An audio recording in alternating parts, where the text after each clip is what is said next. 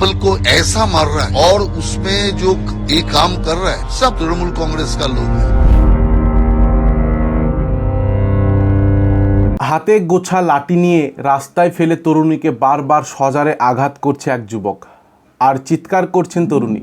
মারের চোটে তরুণী মাটিতে গড়াগড়ি খাটছেন। কোনো প্রতিবাদ না করেই সেই দৃশ্য উপভোগ করছেন সাধারণ মানুষ। এমনই বর্বর দৃশ্য মধ্যযুগীয় ঘটনা সাক্ষী থাকলো উত্তর দিনাজপুরের চোপড়া। অভিযোগ উঠেছে যে যুবক মারধর করছে সে তৃণমূলের একজন নেতা। ওই যুবক এলাকায় জেসিবি নামে পরিচিত। এমন ঘটনার ভিডিও সোশ্যাল মিডিয়ায় প্রকাশ্যে আসতেই শোরগোল পড়েছে গিয়ে। সেই ভিডিও সমাজে শেয়ার করছে, তৃণমূলকে তীব্র আক্রমণ করছে সিপিএম নেতারা, বিজেপি নেতারা। জানা যাচ্ছে ঘটনাটি ঘটেছে শুক্রবার বিকালে চোপড়ার লক্ষ্মীপুর গ্রামের দিঘগলা এলাকায়। মোহাম্মদ সেলিমের এক্স হ্যান্ডেলে শেয়ার করা এই ভিডিওটি দেখা যাচ্ছে যে ওই যুবক তরুণীকে রাস্তায় ফেলে পিছনে বারবার আঘাত করছে। তরুণীর পাশে এক যুবক বসে রয়েছে, তাকেও মারধর করছে জেসিপি। মারধরের দুজনেই মাটিতে গড়াগড়ি খাচ্ছে, আর চারপাশে জড়ো হয়ে দৃশ্য দেখছেন স্থানীয় মানুষ। এমনই মেয়েটির চুলের মুঠি ধরেও মারধর করা। এবার বিষয় হচ্ছে যে কেন মারধর করা হলো, এর কেন্দ্রে কি আছে ঘটনাটি, যে এই রাস্তায় ধরে একজন যুবক বা একজন মহিলাকে এরকমভাবে মারধর করা হচ্ছে, আর সেটা দাঁড়িয়ে দাঁড়িয়ে স্থানীয় লোক দেখছে। ঘটনা সূত্রে জানা গিয়েছে যে ওই তরুণী আসলে একজন গৃহবধূ, তিনি স্থানীয় বাসিন্দা।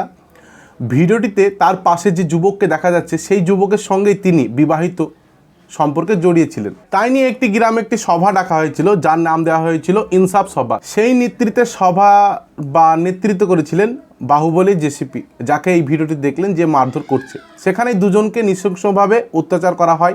শুধু তাই নয়, দুজনকে আর্থিক জরিমানা করা হয় বলেও জানা গিয়েছে।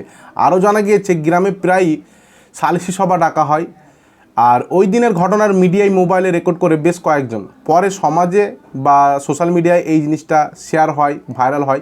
জেসিপি হোক আর সে যাই হোক না কেন, সে নিজে অপরাধ বা অপরাধের শাস্তি কেন নিজের হাতে নেবেন বা রাস্তায় এরকমভাবে মারধর করবেন। এদিকে আবার রাহুল সিনহা, যিনি বিজেপি লিডার, তিনি তৃণমূলকে এখানে নৃশংসভাবে অপমান করছেন এবং বলছেন যে একজন মহিলা মুখ্যমন্ত্রীর রাজ্যে কি করে একজন মহিলা অত্যাচারিত হতে পারে, তাও আবার জনগণের সামনে, সাধারণ মানুষের সামনে, রাস্তায়।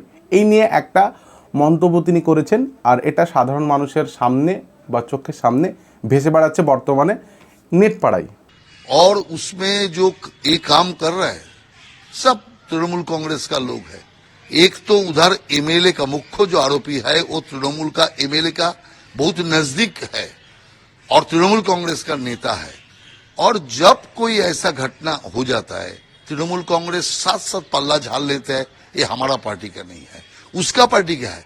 और इनके खिलाफ जेसीबी जो है उनके खिलाफ इसके पहले भी बहुत सारे ऐसा केसेस है, लेकिन पुलिस किसी भी केस में उनको गिरफ्तार नहीं किया, कारण वो तृणमूल कांग्रेस का है। और मैं कहता हूं एक महिला मुख्यमंत्री का राज्य में जो महिला सुरक्षा नहीं है, इस एक जाता जिकता उदाहरण है।